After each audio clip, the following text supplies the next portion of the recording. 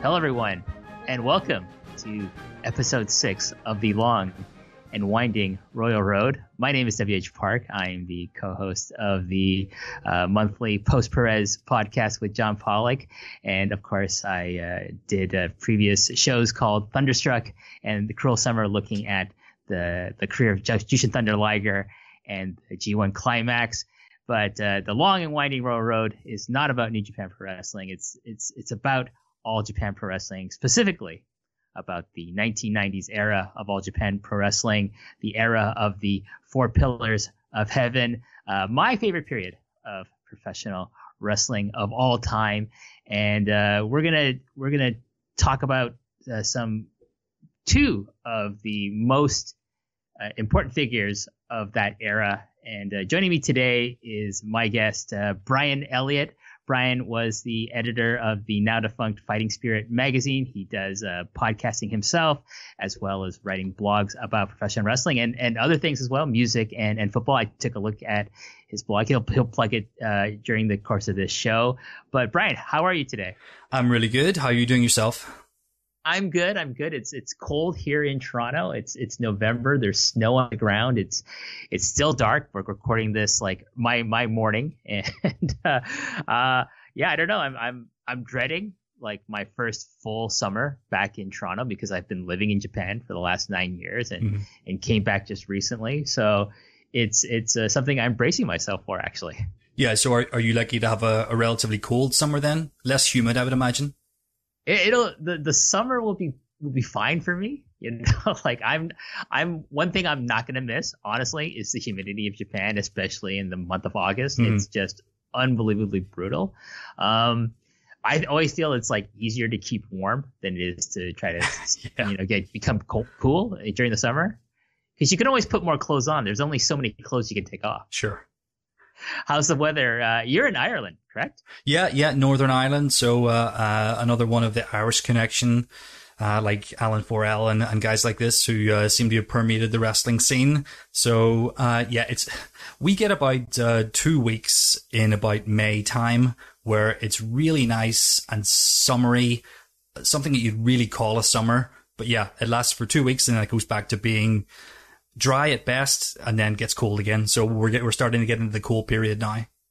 Okay, well, at some point I'm gonna have to come visit your neck of the woods. I have our friend Alan Farrell, Jamesy, and JP. Yeah. Well, JP's in England, but he considers himself Irish. I don't know what actual Irish people think about JP, but it seems like they accept him as one of their own as well. He's a decent enough guy. He's allowed to join. He's a lot of time. That's good. So, Brian, let's talk about you. Give the listeners a bit of a background about yourself, maybe about the start of your fandom for wrestling in general, how you started becoming like a podcaster and writer, as well as an editor for professional wrestling, as well as like maybe your specific fandom for All Japan of this era. Wow, where to start? Okay, well, in terms of actually being a fan, that's really simple. The first American wrestling boom period in the UK was in around 1990, 91. So it was the same kind of fandom that kids would later have for like Teenage Turtles or Pokemon or things like that. It was just the fad. Everyone in school was into it when I was 10 years old. So videotapes, WWF tapes got passed around. People were talking about the WCW that we'd have on TV at strange hours of the day and night. And but after sort of SummerSlam 92, of course, people think of as the peak, and it really was. But things went down after SummerSlam 92 in terms of fandom very, very fast. By Survivor Series 1992, there was nobody talking about this in the classroom. So I kind of stayed on with pro wrestling and just built up my fandom, I guess. Just kept finding more wrestling that I loved. That certainly was the case with All Japan Pro Wrestling. One of the predecessors to Fighting Spirit magazine, you may well know, was Power Slam magazine, edited by Finlay Martin. That ran in it sort of started in like the early 90s. I think 1992 was their first issue. And it did a lot of stuff for Japanese wrestling. If you were really into the scene in pro wrestling and learning a little bit about pro wrestling, that was the magazine to buy on the shelves in the early 90s. And they had a deal with I think it was Weekly Pro Wrestling. So you would occasionally get photographs from Weekly Pro in Power Slam magazine. So you would occasionally see Misawa or Kawada or Taue or any of these guys. And, there would be news from the title changes or a big match. And, the text would talk about how great these matches were in very much an Observer kind of style. And, anybody who was reading that had to be thinking, I've got to see these matches. And conveniently, at the end of the magazine in the letters page, there was details of tape traders who had these matches. So I was just another one of those people who was a big wrestling fan, kept it going. And in the early 90s, when I was barely a teenager, we're starting to get tapes from traders who had got stuff from Japan. So I was seeing my first Misawa and Kawada matches by the time I was 13. That's incredible. I wasn't really getting into the scene of All Japan Pro Wrestling until like when I started like university. So like I'm in like my early 20s and stuff like that. So at the age of 13 I'm quite envious of you there, Brian. But to your point about Power Slam magazine, like when I started reading that, we were able to get Power Slam in Toronto at like various newsagents and things. I was really happy discovering this magazine and reading about the Japanese coverage, both with like, New Japan and All Japan at the time, because I thought one thing that I thought Finn Martin did really well was like write about it. And the other writers at Power Slam was write about it in such a way that it was inclusive to new readers, people who weren't familiar with the scene. Like if you were already familiar with the names, great. You could just jump right into these articles or these news bits. But if you weren't super familiar with it, the way these articles were written about, All Japan Pro Wrestling and New Japan Pro Wrestling was that, I can learn about this as well. It's very easily. Like it's kind of the opposite, I feel, of like, the Wrestling Observer, where it's like there's kind of this idea that you already know a lot about the stuff that Dave Meltzer writes about, which, I can get into the Observer when I started, subscribing to it myself. But I always felt like Power Slam was just a little bit more easier to get into for the layman or the neophyte to Japanese professional wrestling. Yeah, and of course it had to be that way. They did a really good job of sort of distilling all of the news and what you could expect to see in those articles. If I turn around and say that it was quite simple writing, it sounds like I'm having a dig at the quality of writing, but I'm not. As you said, that brought a lot of people in, including myself, to try and understand the differences between American wrestling and Japanese wrestling, or even British wrestling. And that was my gateway to it. I don't know when I would have found Japanese wrestling had it not been for Power Slam magazine. Probably around sort of the early internet time, which for me would have been 97, 98. Would you say you gravitated more towards like All Japan versus New Japan? All Japan. I did love both, but very clearly All Japan. To me, the differences in King's Road and Strong Style. King's Road has far more of an ebb and flow. I like the pacing a lot better. In New Japan matches, one of the things that people often like about New Japan matches is that sometimes the tide can turn quite abruptly, with one strike, or there's almost sort of a martial arts element to some of it, especially the earlier matches from the 80s and maybe the early 90s. But to me, All Japan always had a really good ebb and flow. Pacing was always perfect. And I guess that's what appealed to me more than anything. I think on this kind of tangent about the difference between Strong Style and King's Road or Royal Road style is that, if you look at the origins, like Strong Style is, steeped in like, the philosophy of Antonio Inoki, the founder of New Japan Pro Wrestling, and he's very, very much into the whole idea of like martial arts of like, being like using a lot of like, submissions and think like this high idea that, the tide can turn suddenly. Yes. Whereas the basis of King's Road is really like, American pro wrestling, because like, not only was Giant Baba the creator of it, but, he started All Japan with the help of, for example, Terry and Dory Funk Jr. And they are obviously, very, very much American pro wrestlers. And I think that's something that Baba always thought was really, good about like, American professional wrestling was like, it's like this struggle between two competitors, and that there's an ebb and flow. There's like, American wrestling is very steeped in storytelling. Yeah, and there's a beauty to the sort of the martial arts side of it, where you can kind of get a quick knockout or a strike. One kick from Hashimoto, for example, can mean so much. But what you're doing on King's Road in the King's Road style is taking people on an emotional journey, ups and downs, peaks and valleys, and leading to the conclusion. And yeah. It's kind of hard to describe. Maybe if you were watching along, you could describe it a little bit better as people saw what was going on. But that's what it is to me. It's the emotional roller coaster of the matches that go sort of up and down. You can kind of see them form as they go along. And how about you? Before we get into the match, let's talk about your career as an editor. How did you get involved with becoming an editor for Fighting Spirit magazine and just making all these connections and as well as a podcaster in your own right? Well, I am a newspaper person by trade. So I started in the Belfast Telegraph newspaper, which is Northern Ireland's national newspaper pretty much. I was in there for several years just working in the sports desk. And so that was good grounding for me. That was my education there.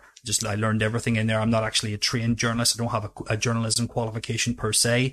Everything was done on the ground in the actual building, putting the newspaper out on deadlines. So I guess you could say I learned the hard way, but definitely the good way as well.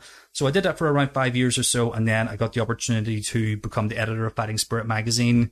I had written some columns and done some interviews and things for them.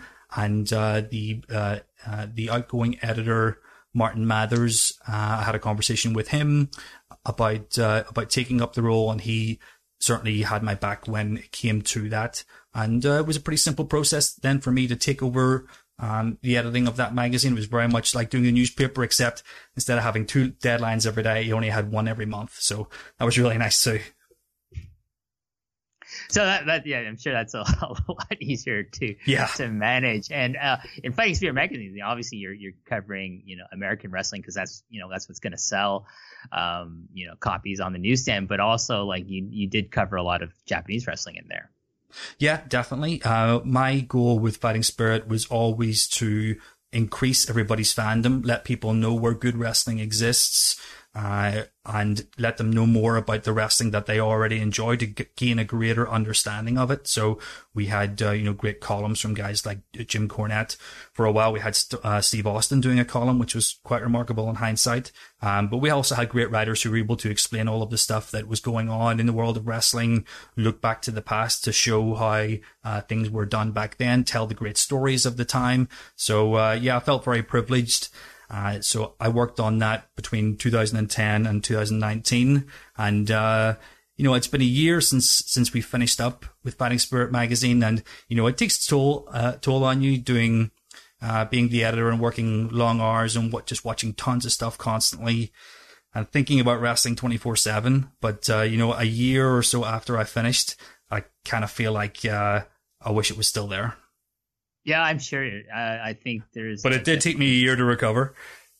Well, that's good. As long as you're recovering, that's good. I do think there's a void in losing a publication like Fighting Spirit magazine, and who knows, maybe in the future something will take its place. Maybe you'll be involved with that. But let's get to. I got a couple of different ideas. Maybe we'll talk about them at the end. Oh, that sounds amazing. Let's talk about though today's match, Brian. Let's talk about the match you picked, and what is that match? That match is Toshiaki Kawada against Akira Taue. That is the Champion Carnival match from April 12th, 1993.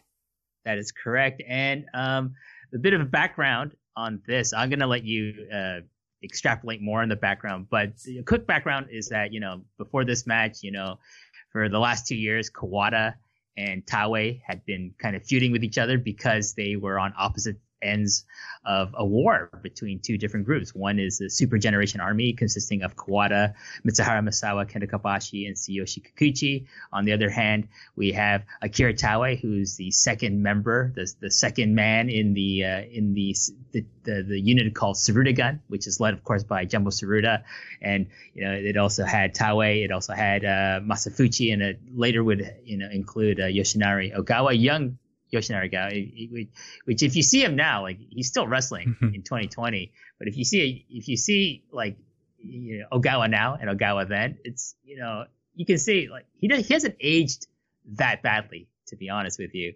He looks pretty good. He's still an amazing wrestler, to be honest, as well. But like these two, whenever they would have these multi-man tag matches with like Super Generation Army, Sarutogun, a lot of the times when Kawada and Taue would get in the ring, they would just like raise the intensity of these tag matches where they're just like beating the shit out of each other. They would fight on the outside. Sometimes weapons would get involved. Sometimes people would, Taue or Kawada would start bleeding. Usually it'd be Taue. Yeah. And they would have a lot of like, they would get involved in singles matches with each other as well. And these were very, very intense. But at the time of this match, like Jumbo has pretty much wrapped up due to illness. And like, so like, the idea is that, like we need a new rival for Misawa, and this match kind of lays the groundwork for the creation of that new rival for Misawa, because Kawada at this point is still a member of Super Generation Army. He's seconded by Kikuchi on the outside during this match, but soon things will change after the course of this match. But what else can you tell us about kind of the background between Kawada and Taue here, Brian? Oh, you did a pretty good job there. At one point, though, Taue was a babyface himself. I don't know if he possibly was not an official member of Super Generation Army. Perhaps you know. Well, he was affiliated around. with Yes, it. he was around them for sure. But because when Misawa wins that match, that pivotal match against Jumbo Tsuruta, it's him being hoisted on the shoulders of Kawada and Kobashi, but there's Taue in the background. Yep.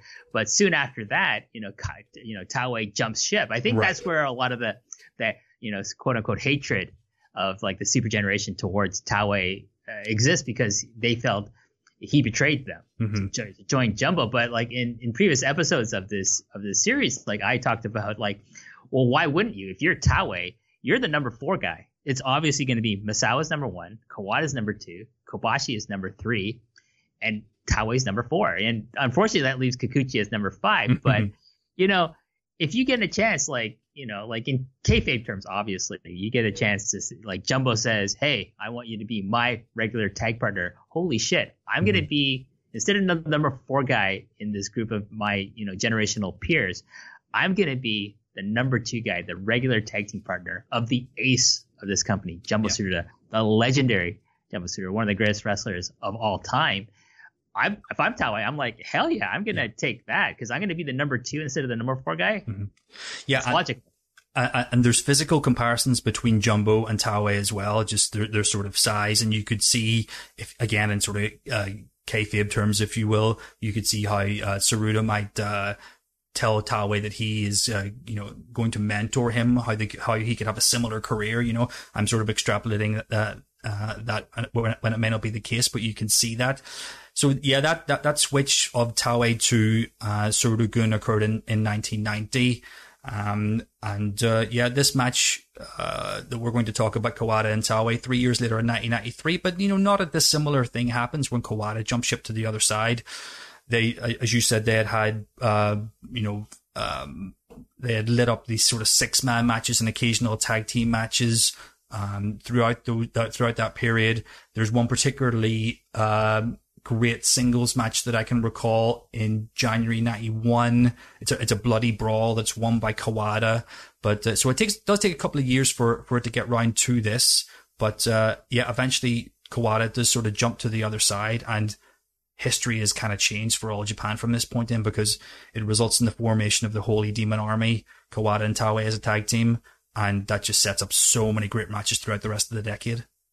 Well, I mean, we'll talk more about the Holy Demon Army as maybe as a close off the podcast after we talk about the match itself. But one thing I want to make a point of, like you kind of extrapolate, you kind of like touched upon this, was that, like, Taue was was kind of like the disciple of Jumbo Tsuruta, which is funny because, like, it seems like Kawada's 2 greatest rivalries in the history of his the 90s All Japan era was against Misawa, who is also kind of like mentored by Jumbo Tsuruta, and then with Taue during the 90 to 92 period, who because, like, the interesting thing about Kawada is that he was mentored by Junichiro Tenryu, who was the rival, of course, of Jumbo Tsuruta before he left All Japan to join SWS and form WAR later on. what's interesting is that like Kawada's like this guy who just keeps having these kind of intense rivalries with, the kind of the guys who were mentored by Jumbo Tsuruta. Yeah, I guess so. There's that the famous tag team match from, is it Tag League 88, and it's Kawada teaming with Tenryu. Is that against Yatsu and Jumbo?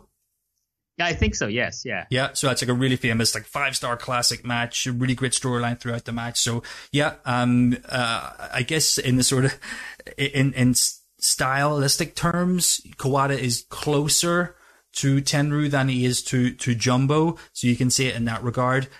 But there's all different kinds of sort of personalities going on across all these Super Generation Army and Tsuruta-gun and wrestling styles too. And it just all comes together in one wonderful package. Well, I mean, you mean like visually, Kawada is, adopting the colors of Tenryu, the black and the yellow, whereas like no one really adopts the colors of Jumbo, which is just plain old, black trunks and black boots and black knee pads and the black elbow pad. Like the thing about like also Taue is like you say there's physical similarities between him and Jumbo. I actually think there's a lot of physical similarities between him and Giant Baba, and in my headcanon, I always thought, the reason this guy gets pushed, because when I started watching All Japan, I was not really a fan of Akira Taue. I've grown to appreciate him. Mm-hmm. I think he's an amazing worker. But I was like, this guy must be getting pushed because Baba sees himself in Taue, because he's kind of gangly looking. He's tall. He's kind of awkward. Kind of hunched over. Yeah. So this is why. It's like, he looks at as Taue as like, his successor physically and like the way he wrestles. And so but obviously it's because Taue was actually a really great wrestler in his own right, not in the classic sense of like, you can see why Misawa, Kobashi, Kawada are pushed, because they're great wrestlers in a more traditional sense, whereas Taue's great in more kind of like a kind of a awkward sense, and I'll probably use that word a lot talking about Taue's offense here. It's really easy to write Taue off like that whenever when you first see him. He's so awkward looking. He's got a very strange gait. He looks nothing like an athlete, quite frankly. But then you look at the matches, if you investigate them, he's been involved in some of the greatest matches in all Japan history. One match that rarely is talked about, but is one of my personal favorites, is I think it's April 95 against Misawa. Might even be a Carnival final. And it's just a classic match, a 5-star match if ever there was one. Oh, yeah.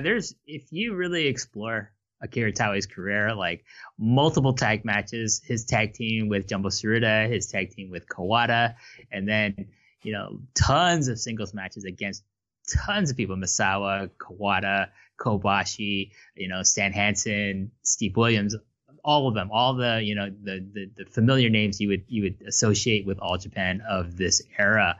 But let's get to this match, Kawada versus Taue, April 12th, 1993, from the Champions Carnival. Now, there are two versions of this that we found on YouTube. One is a clipped official version of this match, but I also came across a full version of this match that's a handheld version of this match that was shot by a fan. It's not a bad version. I would recommend people watch both. Oh yeah. I watched the handheld version first, and then I kind of filled in like the rest of the match with like the clip version, which comes in about, I'd say, like 15-20 minutes in the remaining 15-20 minutes of the match. Mm-hmm.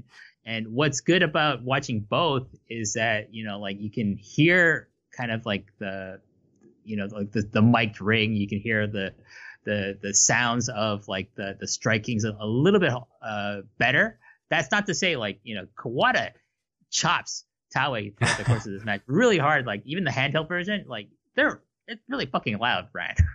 Yeah. And Taue, when you look at his face, and his chest after taking those, he's just incredulous that somebody could even dare to hit him so hard. He can't believe he's been hit so hard. So yeah, it's a really great visual. The cool thing about the handheld as well is I believe it's shot from the opposite side to the hard cam. So you get like a slightly different perspective of things that are going on. And also if you look on the handheld, you'll see, in one of the front rows of the crowd, is Baba himself doing commentary. So you get to see his expressions as the match goes on.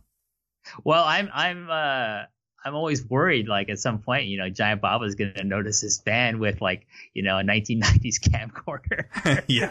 illegally recording the show. And maybe he's gonna call the security to kick this fan out. But thankfully, that does not happen, and we are reaping the benefits of this nefarious this nefarious fan illegally recording this and uploading it to YouTube. But I think on the same night it's Kobashi against Misawa. And that also survives from that handheld tape. So thank goodness that that person was recording and that Baba couldn't get to him in time. That's good. I don't know, like at some point maybe Baba sees this is showing up on all the tape traders list, and he's like, I gotta step up security for camcorders and things like that. Now, like nowadays, Brian, you can just like wear specialized glasses and record everything through Google Lens or something like that. I don't know. But let's talk about the match. Taue comes out first, and he gets cheers from fans. And then Kawada is out next. And I felt he gets noticeably louder cheers from the fans. Like people are calling his name. Obviously, the more popular wrestler in this contest is Kawada. Yeah, I think that's quite correct. And of course, that would be natural. He is in the babyface super generation army, and there's no question as to that being the case. There's no question, in fact, of anything sort of strange happening. There doesn't appear to be any, just from watching the video, maybe the commentary says something different, but there doesn't appear to be any sort of subtext to Kawada, thinking about becoming a heel or anything as simple as that. What you're thinking of as these two guys are coming to the ring is they're going to have another singles match. This is a feud that's been going on for a long time. Someone wants to progress in the Champion Carnival, and you just wonder who it's going to be.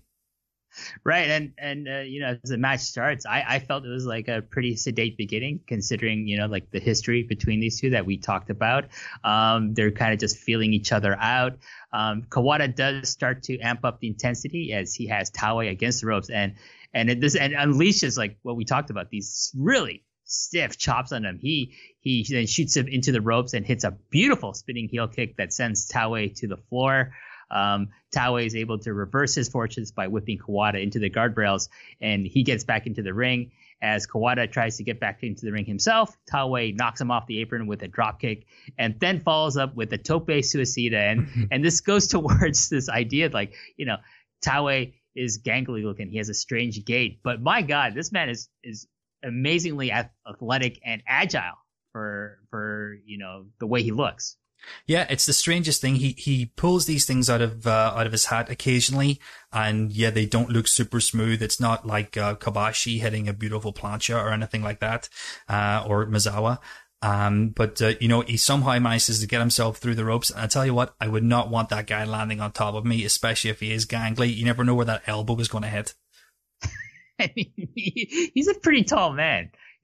Like especially for a Japanese wrestler, like, usually you don't get people that tall in Japan, but he's kind of an exception to the rule. But both men are the less smooth that he is, the more likely he's going to crack you with an elbow or a knee, whether it's on purpose or not. I would imagine it's not on purpose from Taue, but both men get back in the ring, and Taue throws Kawada throat first onto the top rope. So he's also amping up the intensity of the match. Taue puts Kawada into a very odd-looking chinlock that elicits some light laughter from the fans on this handheld version. I don't know if you noticed that, Brian. I have to say I didn't, but yeah, it doesn't surprise me. Sometimes Taue's holds or his strikes didn't inspire as much fear as perhaps you might think, but he gets away with it. Well, he then follows up and applies a rather weak-looking sleeper hold with so much air in it that you could fly an Anatov AN-225 airplane through it, like a John Cena special. Yes, it's really light, and then again, the fans are kind of like chuckling at this. I felt that's what it sounded like. From here, they get into a kicking exchange, but obviously, Kawada's going to get the better of that, and then he gets the better of Taue with a beautiful backdrop driver, not a head dropping version, thank God.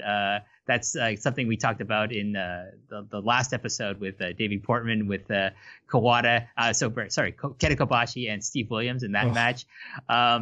Kawada starts in on the kick straight to Taue's forehead, the infamous signature Kawada kicks, and then wallops him with a stiff kick to the back. And this was loud, Brian. On this handheld version, this is loud.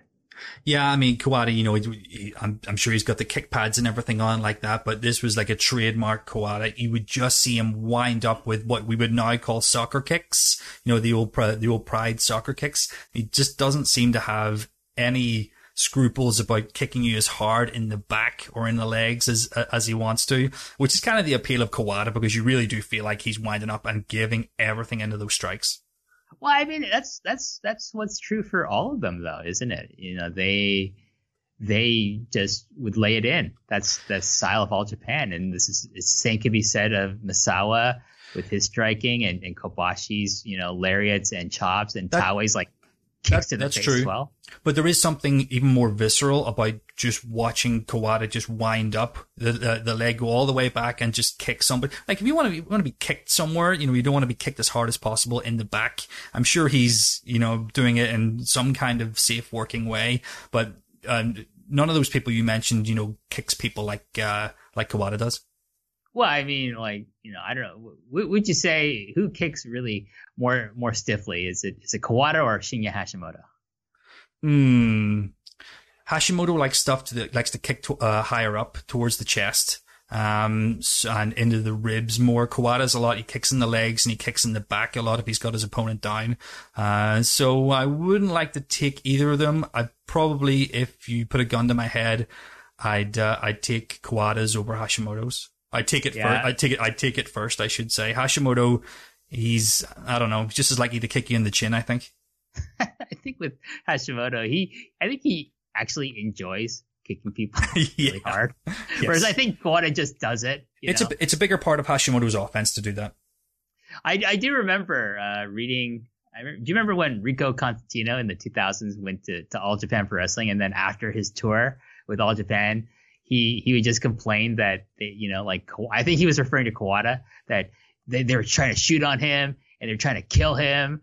And it's just like, dude, that's just how they wrestle. And then how he was like he protected himself because he's an actual shooter. And at that point, I just lost it and started laughing at this, this interview I'm reading with him about his time in All Japan. It's really funny. But I think if you're not used to it, if you're not trained in working a stiff style, going to Japan, especially working any of those guys, especially Kawada or Stan Hansen, would not be pleasant experience for you. You would probably be quite shocked about, my God, this is not professional wrestling. This is a real fight.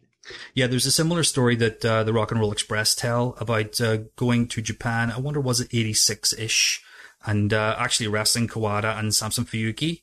And I think the first match they had, it may not have been televised, but anyway, the first match that they had, Kawada and Fuyuki were maybe not quite shooting on them, but these were Americans coming in, and maybe they're trying to make themselves look better than us, and we don't want that to happen. And so there was almost a brawl backstage after their first match, and as Ricky Morton was saying, Robert Gibson is a decent sized guy, especially for people in Japan, perhaps. And, you don't want to see him too fired up. You don't want to see Hoot fired up, he says. So, that's kind of a similar story. And in fact, I just heard Jim Cornette recently talk about, the Fantastics, the new Fantastics, being on an All Japan tour and coming back and stiffing people. I think it was Tracy Smothers, actually, stiffing people whenever they came back to Smoky Mountain. Oh, really? Okay. I do know Tracy Smothers worked Japan. I didn't know he worked in All Japan at the time. I do know like the original Fantastics, Bobby Fulton and Tommy Rogers, they did really well in All Japan. So they had no problem working a stiff style. But I mean, they started off in world class and with, Bill Watson Mid-South. Mm-hmm. So maybe they're used to the stiff style, because a lot of the UWF guys, from Bill Watts, they had no problem working, All Japan. Gordy, Henson, DiBiase. I would imagine, if he didn't go to the WWF, Jim Duggan would have probably gone to All Japan. He probably would have done very well as well. But getting back to this match, Kawada then follows up with a senton drop, and this leads into a figure 4 head scissors on Taue. Kawada is then put into a single leg crab, and he creatively escapes the single leg crab from Taue by kicking Taue in the face like backwards with his free leg. I don't know if you caught this, Brian, but I was like, Kawada is actually also very limber for a man of his size. Yeah, as all these guys were. Actually, I could tell you a story about something that happened locally. I think it was the 2007 European navigation for NOAA when Misawa came over and did that terrain. They probably did a date in Germany as well, I think. And they were going to I think it was the day of the show, and they were going to a local wrestling training school in Manchester, the Future Shock Academy, and they were just going to apparently show some of the wrestlers, just go over some little moves. Maybe they would do something in the ring, maybe they would just do some stretching, what have you. But Misawa got there, and he looked at the guys who were there, and he said, "These guys aren't flexible enough," and refused to coach them. Sounds very Misawa-like, yes. From here, Kawada and Taue take turns sending one another over the top rope. Kawada does so with a very risky-looking backdrop. He just elevates, he just shoots Taue into the air, and sending him to the floor. He follows Taue out to the floor to give him a powerbomb. But, Taue says, fuck that shit, and hits Kawada with his Nodoa Otoshi chokeslam on the floor instead. And the crowd just they're really getting into this match throughout the the course of it. But at this point, like the kind of excitement from the crowd and the energy is like just getting up, because Nodoa Otoshi is like one of Taue's signature moves. It's one of his killer moves, and so to get for him to hit it on Kawada on the floor, it's like it really pops the crowd at this point. Yeah, it's one of those moves with Taue that people know to react to as soon as he grabs it. And, he would do variations later on where he'd have his opponent on the apron and threaten to drop them onto the floor at ringside.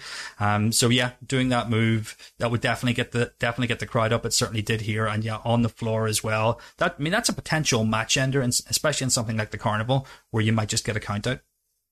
Yeah, I think,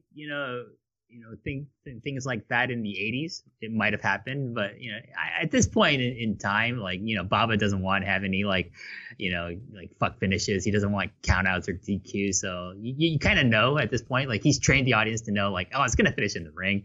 But definitely, like, you think Kawada is definitely in danger. Yeah, there's definitely peril there. I know what you're saying, and there were so few fuck finishes as you called them in 90s All Japan, but I think that's such a big move in Taue's arsenal that I do think still the possibility is still there. Definitely. Taue, continues his offense. He shows off his actually rather impressive strength by holding Kawada in the air for several seconds before slamming him down with like kind of a standing version of the Falcon's Arrow. And then he grabs Taue. Taue grabs Kawada by his wrist. He gets wrist control. I don't think this is a phrase we would use until like Kazuchika Okada, but Taue grabs wrist control of Kawada and then starts hitting with a couple of short range clotheslines, very very similar to the Rainmaker. So maybe Kazuchika Okada watched this match and was like, I've got the idea for my finisher. Many years later, he hits two short range clotheslines and he gets a pair of 2 counts on each of them. Kawada avoids a powerbomb by backdropping Taue, and then he follows up with some kicks and Brainbuster, one of his signature moves, but only gets a 2 count on Taue. And things are just ramping up. We're now getting into like kind of like these 2 count sequences, Brian.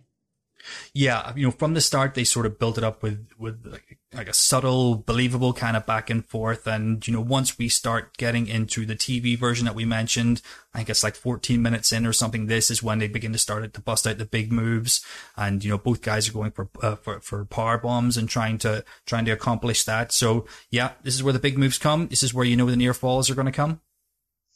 From here, Kawada hits a DDT on Taue to the floor, but quickly he gets Taue back into the ring. He doesn't want to win this by countout. He wants to try to decisively beat him, and I think that's kind of one of the stories of this match, is that these two want to decisively try to get a win over the other, and of course advance in the Champions Carnival.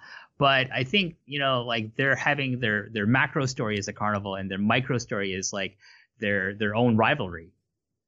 Yeah, definitely. And, the juxtaposition between this match and their previous matches, this match, when you think of it, especially in hindsight, after you've watched it, you realize that this match was so much more about competition as opposed to violence or hatred between them. And that kind of leads on to the angle at the end. That's the big difference between what's happening here. They then start a stiff chop and slap exchange with one another. From here, Kawada blocks a Taue face crusher. Taue blocks a Kawada spinning kick. Taue eats a kick but blocks a second one and hits Kawada with a great-looking folding power bomb. One thing I noticed about this sequence here, Brian, is that they're blocking each other's signature moves, and it goes towards the story that these guys know each other so well after being on opposite ends of the Super Generation Army Sarutogun feud and in their own singles matches, that they can kind of anticipate one another's moves. Yeah, I think that's right. And you can also see by the kind of moves that they are going for. I mentioned the power bombs earlier. Both guys are trying that. Both guys are trying different versions of the sleeper hold. So it's almost as if they have more in common than they previously realized. And the story of the match, again, especially with hindsight, is to kind of show that these guys could be an unstoppable force if they ever got together. Taue then goes, like you said, for a sleeper on Kawada, which elicits Kawada chants from the fans. They're really getting behind Kawada now because they feel like he's kind of looking like he's gonna lose his match to Taue. From here, it's now a war of strikes between these two, with both men countering some of their signature strikes. And I said, this goes to the point again of they know each other so well. Kawada hits one of his signature power bombs, but Taue gets out a very close 2 count. Kawada then applies his own sleeper on Taue, and the fans are going nuts at this point, Brian. They're well into it. They just know, oh my God, we're hitting the crescendo of this match, and it's they're getting they're really, really anticipating something's exciting going to happen throughout the course of the match from this point on. Yeah, and maybe you can tell me a bit more about what the actual commentary says on the Japanese TV version, because I wonder how much that sort of ramps it up as well. I mean, you can tell by the manner in which things are being spoken across there, but is there anything in the actual language of what they're saying that really builds this up? No, not that I could notice. I to be honest, my Japanese listening skills are okay, but I tend to think of most commentary as just background, especially Japanese commentary. It's just it's just more background noise for me. But I catch a word here and there. I think they're just getting into the story of it. I think one thing about having Baba on commentary, it's very similar to like when Vince McMahon was the play-by-play guy on WWF television, is that he knows all the storylines. So he could talk about what's happening in each match very clearly, because he's the one who laid it out. So Baba, when having him on commentary, he's more of a color commentator. He's not the play-by-play guy. But the thing with Baba is that he can embellish a lot of what is happening in the ring, because obviously he booked it. He knows what's going to happen afterwards. He knows what's going to happen 2 weeks from now. He knows what's going to happen 2 months from now. So, the announcers the play-by-play guy will ask Baba, oh, what do you think about this? What's happening right now? And Baba will give his opinion. But what he's actually doing is telling the fans, this is the story I want you to know about. So that's really the benefit of having Baba on commentary. And also, it's so soothing to hear Giant Baba's voice. I love hearing his very, deep, sort of bass in the voice. Yeah. He's like one of the adults from the Peanuts cartoons, the Charlie Brown cartoons, for sure. But it's soothing. I rather enjoy hearing his voice. So if it's the first time you ever hear his voice, it can be a little jarring, but you get used to it very quickly. Yeah, once you know it's Baba, then it's okay, it makes a bit more sense now. And then you get to see what Baba looks like. It's oh yeah, it fits perfectly with his voice. But from here, Kawada goes on the offensive with his kicks, but Taue blocks one of the kicks and goes for a clothesline, but Kawada catches the arm and starts spinning Taue to get him to the ground. But it's amazing. Taue uses the momentum of Kawada taking him to the ground to land an awkward looking but very effective kick to Kawada's back. It's pretty stiff as well. Yeah. you've actually made a note of that where I didn't. I'm not working off too many notes here, but yeah, I mean, Taue could have his moments as well. So, that's no surprise that that's happened. And again, that's sort of building up to the fact that, Taue can really go. He can get really stiff and strong, with his strikes, when he wants to. Maybe there's more to, this sort of, partnership across the ring, their chemistry than previously met the eye. Kawada blocks a choke slam and turns it into a Fujiwara armbar. Taue kicks out of a stiff Kawada lariat, and the crowd just comes alive with dueling Kawada and Taue chants. So like the crowd are now just like into both these guys. They just want to see someone win. I think they'd be okay with either or. Kawada kicks out of the Nodo Otoshi, and again the crowd just comes unglued at the 2 count. So again, this move is like, it's protected. It's one of, Taue's signature moves. And when you have like someone kick out of a move, whether it's and it's usually going to be like either Kawada, Misawa, or Kobashi, not one of like, not Kikuchi, not Ogawa, not one of the younger undercard guys, but it's still a special thing to see when like when the finishing maneuvers gets kicked out of. Yes. It doesn't feel like this is a part of the match where we're going to do our kickouts now, or we're going to do our false finishes now. And that speaks to the whole of this match, but it also speaks to what All Japan was trying to create. Was that sort of sense of competition, a little bit of sports as well. And these were just the happenings.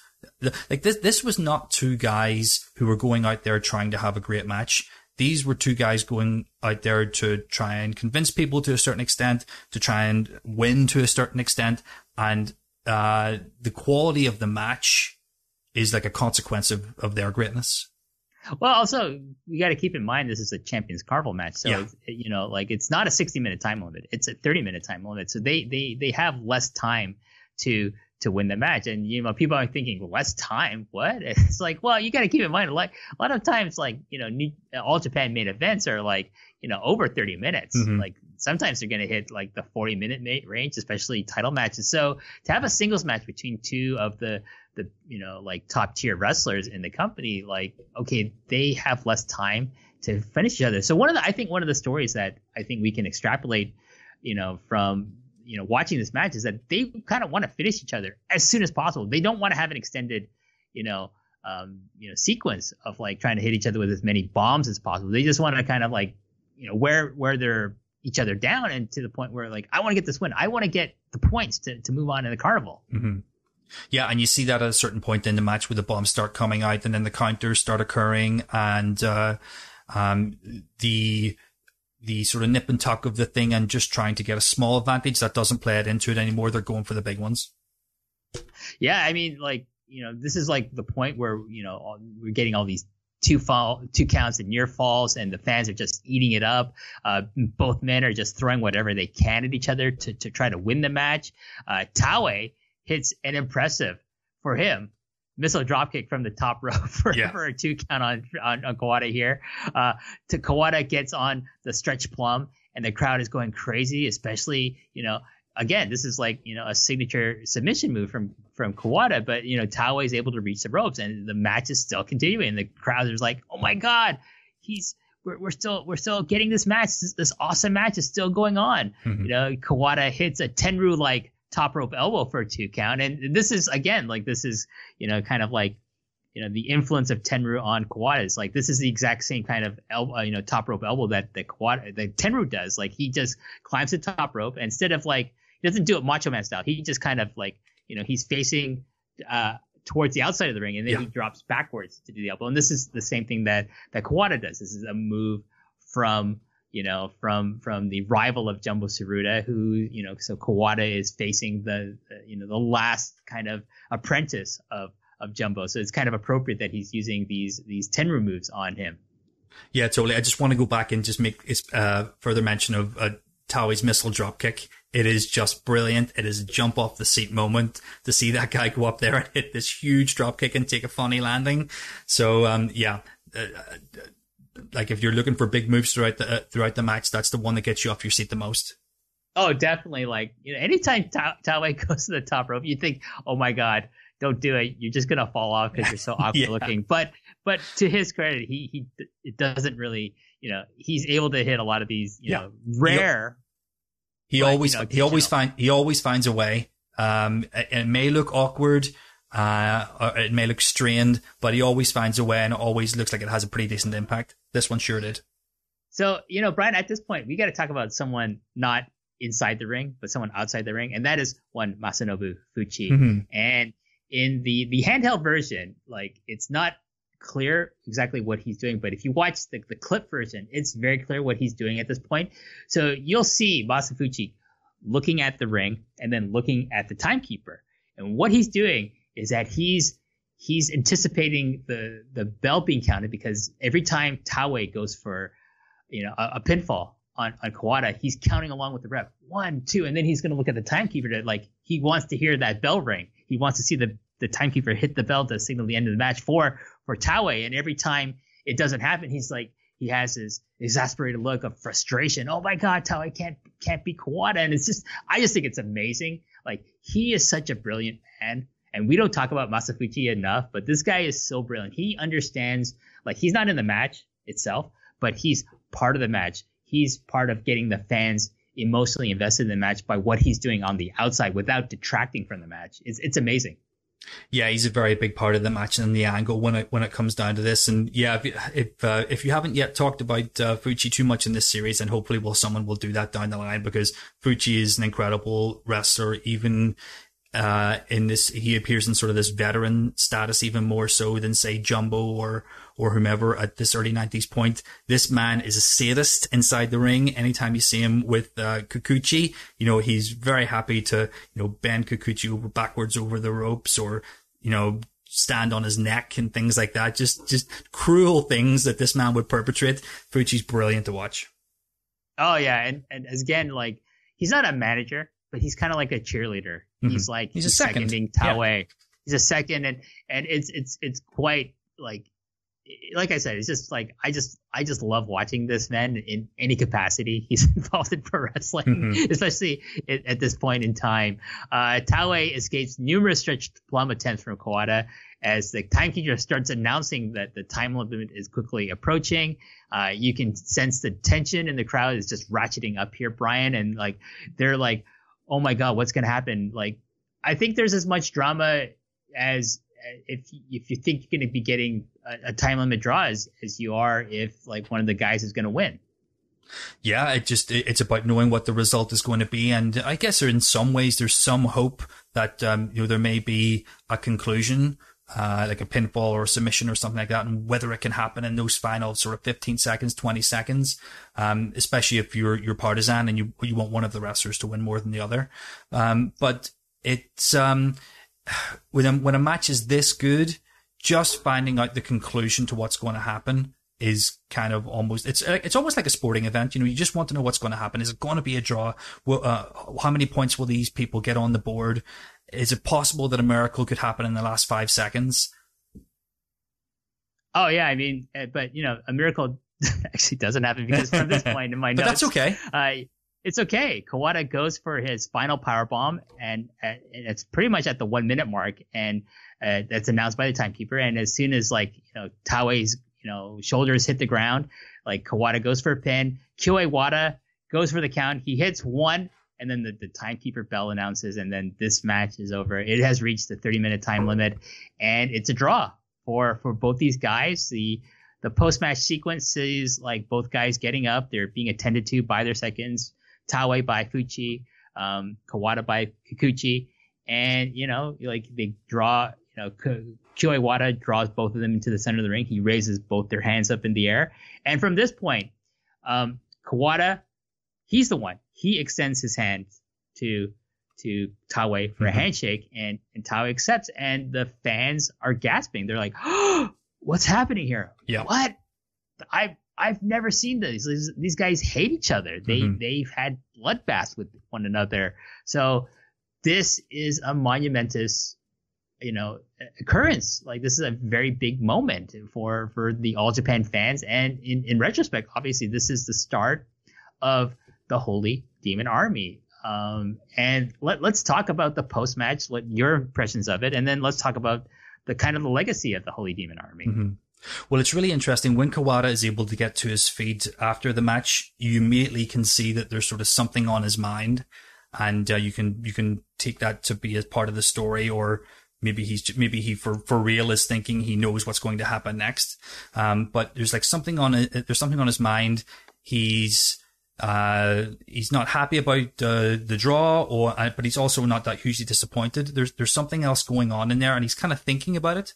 And eventually, whenever the two guys come together to have the decision explained by the referee, then Kawada's kind of looking at Taue, and he's almost looking to get that eye contact from Taue. And when he eventually does, it's certainly not like a Mega Powers handshake, Hogan and Savage doing the dramatic handshake. It's almost like a clasping of the hand kind of handshake, just a small amount of respect just to see where that will lead. Kawada almost leans in to give him a pat on the back, but then does not do that. It's, there's all these sort of subtle little things going on that you can take different things from, but you can just see where Kawada has had this great match with this guy, has been, since he's been battling him for so many years, but now he realizes that this guy is sort of the real deal. The Kawada has had many victories in tag matches and singles matches over Taue, but he sees something at this point, whether it's the fact that Kawada, along with Misawa, recently lost the tag team titles, I think at the end of the previous year. Maybe he sees that the grass could be greener on the other side. Maybe he sees that he wants to be aligned with Taue, more so than he does want to be sort of second or third in Misawa's group. But whatever it is, there's something on his mind. If you go back and watch it, you'll see it pretty clearly. And they do this sort of halfway handshake just to see what the other's thinking about it. Like I say, Kawada almost gives him a pat on the back, but thinks better of it. And, there's questions after this great match that I guess if you want to call it a cliffhanger, you could. Well, I mean, one thing I noticed, maybe I'm reading too much into it, but on Kikuchi's face, he's thinking, what happened there? Mm-hmm. Yeah. You shook his hand. He's still our enemy. He's still on the other side. And in terms of we're talking about, Brian, there's, Jumbo's winding down. He's phasing out. Misawa's now the ace of the company. So Kawada, both in kayfabe terms and in real life, realizes, oh my God, there's an opportunity for me to raise myself in the ranks of this company where I'm not Misawa's number 2, but I could be the 1B to his 1A. Right. Mm-hmm. And, to do that, I have to break away from Misawa. And, one thing that is very important in All Japan is to have a tag team. You have to be part of a tag team as well as be a great singles wrestler. All the great, wrestlers of All Japan Pro Wrestling were part of great tag teams as well as being great singles wrestlers. Misawa with Kawada, Kobashi, Akiyama and Ogawa throughout his tenure in All Japan Pro Wrestling. Kobashi with Misawa, with Kikuchi, Misawa, and Akiyama, and then Kawada with both Misawa and with Taue. So at this point he's okay, he sees I have to be on the opposite side of Misawa, and this guy, has gone to war with me and Kobashi Misawa. He's the guy I need to be my ally in this, and and they form the Holy Demon Army. Let's and then we're not going to get too deep into the Holy Demon Army, but Brian, what are your thoughts about this legendary tag team? I think it's the greatest tag team in All Japan history. I think it's definitely in the top 5 of the greatest tag teams of all of professional wrestling. Yeah, I guess so. I mean, I can't imagine any other tag teams having sort of more 5-star matches across any period. I hate to bring up star ratings, but it's the easiest way for us to qualify these things. There was matches, the main one that people think of when they think of the Holy Demon Army is seemingly dozens of matches against Misawa and Kobashi. It's not that many, of course, but there's tag league finals. The tag league final of that year, in fact, 93, is Misawa and Kobashi beating Kawada and Taue for that's a title change as well. but there's matches every year. There's the famous match, 6/9/95, as people like to call it, 9th of June 1995, one of the greatest matches of all time, singles or tag. That's another title change. Just an incredible match that everybody has to see. And once the Misawa and Kobashi, once they sort of split and Misawa begins to team with Akiyama, the feud just sort of continues. Again, great match. I think they've at least 2 or 3 great matches in 1996 alone. So, and including a tag league final, which is another classic. So yeah, just incredible matches all the way through, with all different kinds of opponents. But people will always look to the tag matches with either Misawa and Kobashi or Misawa and Akiyama. Well, one thing I like about, the Holy Demon Army is that, they're very different, Kawada and Taue, like the way they wrestle. But they complement each other through those differences really well. Like stylistically, they do a lot of like actual really impressive double teaming moves against their opponents, but they're also very unique. Like Kawada's more kind of, like a striker, kind of does a more kind of MMA kind of style. Like, for a guy from All Japan of the 90s, he's not like Shinya Hashimoto or anything like that, but he does a lot of the kicks that are based around martial arts and things like that. Whereas Taue is very, very much a pro wrestler. There was actually one thing I wanted to bring up, and forgive me for going backwards a little bit, but in terms of this sort of storyline, we have this match, of course, on the 12th of April we've just talked about, where Kawada and Taue do shake hands. And it's interesting, a couple of weeks later on TV, Kawada actually teams. He still teams with Kobashi and Kikuchi. Kawada and Taue are rarely in there together against each other. When they are, you can see that they're both thinking it over as to, I guess, what they should do, but how much they want to really battle this other person that they've got so much respect for, and perhaps someone who they recognize should be working together as a team. So there is that one match on TV that they have where Kawada is still with Super Generation Army, and then it's like another couple of weeks after that, Kawada really has gone to the other side, so to speak. He has a singles match with Kikuchi that he wins, and then he debuts the Holy Demon Army team with Taue in the middle of May. I think that's at Korakuen, and I think their first match is against Kobashi and Kikuchi, and that's an amazing match. Yes, itself. It's like, I recommend fans watch like the 6-man that you're talking about following this match, and then watch the May match with Kawada and Taue teaming really for the first time ever in Korakuen Hall against the team of Kobashi. You can tell, like, Kobashi especially is pissed. He's mad that Kawada has left Super Generation Army and is teaming with Taue at this point. It's fantastic. It's really a prelude to like the battles that Kawada and Taue will have with, Kobashi and a multitude of different partners that he'll have, whether it's Misawa or whether it's Johnny Ace or later on in the late 90s with Jun Akiyama. Is just the dynamic with Kobashi against Kawada and Taue, but Kawada especially is a lot more, not more interesting, but it's very different from the dynamic between Misawa and Kawada. Just, sorry, repeat that for me again. I didn't quite catch you. Oh, sorry. Like, I always think that it's really interesting. The dynamic between Kobashi and Kawada is different, but it's no less interesting than the dynamic between Kawada and Misawa as opponents. Yeah, well, obviously, Kawada and Misawa sort of have that sort of backstory about being in the same like high school and things like that Kobashi and Kawada don't have.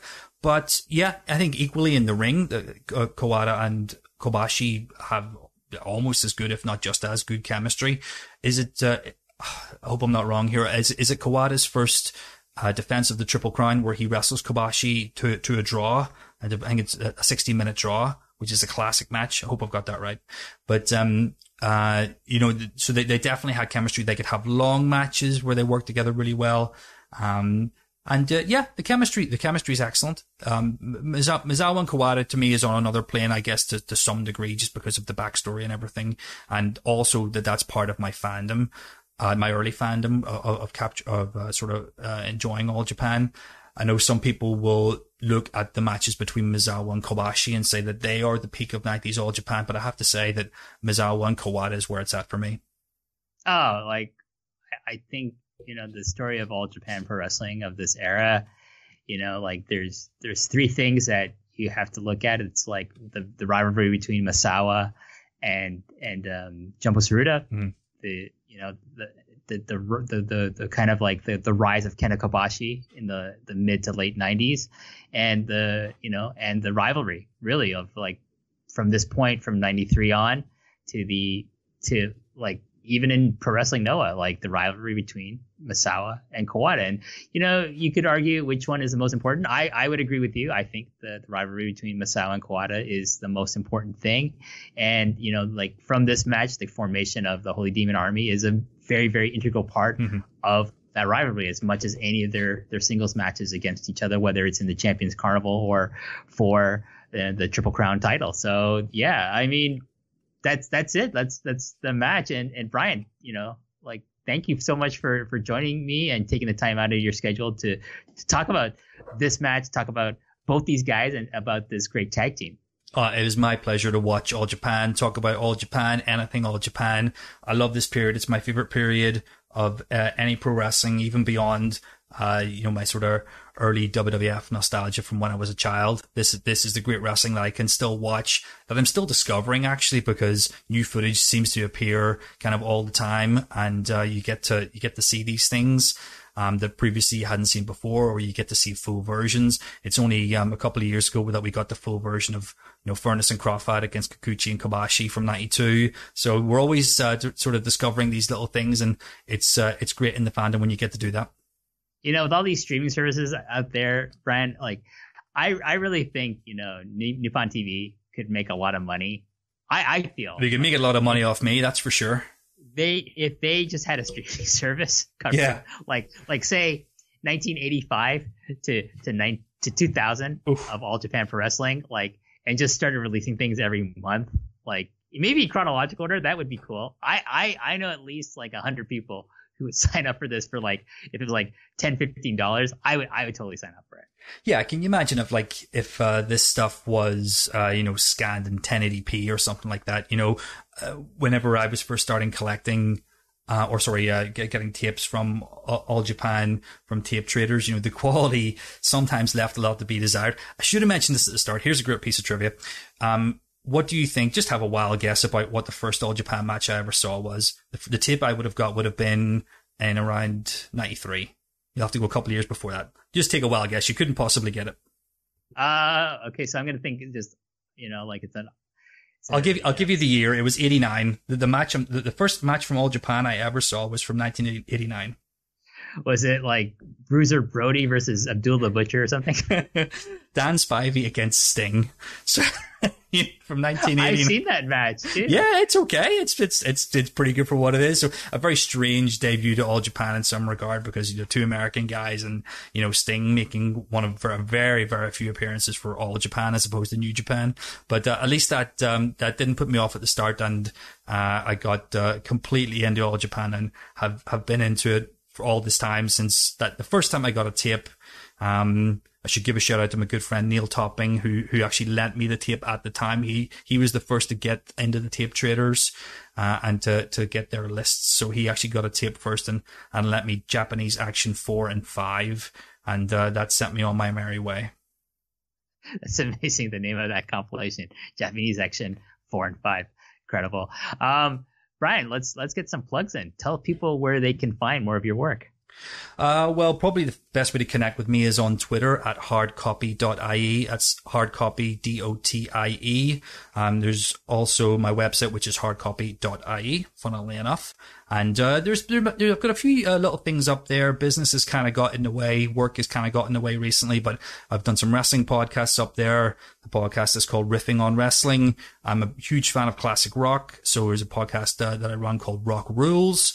You can search for any of those things. I also do a podcast on Manchester United football team with Killian Dane of WWE fame. So that's one it's been a little bit on the back burner just recently, just because of work and everything. But these are three things that I'm kind of into and doing at the minute. I'm actually looking for sort of the next level to take these to, whether it to be to find a new home for these podcasts or to even develop a Patreon or something like that. So we'll see how that goes in the near future. But if you follow me on Twitter at HardCopy.ie, you'll get all the updates. Well, I'm definitely going to be following your website a lot more closely these days. I was perusing through it and I thought, oh, there's some really great stuff. It was great talking with you, and I hope to have you back on a future episode of the long and winding Royal Road down the line.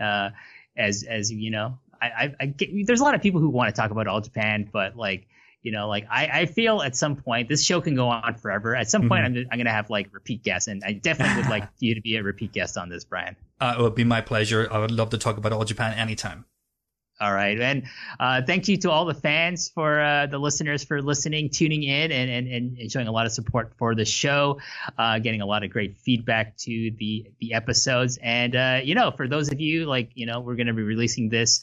This is being released in December, so it's almost Christmas season. So those of you who want to support the show, get the Post ProRes t-shirt at store.postwrestling.com.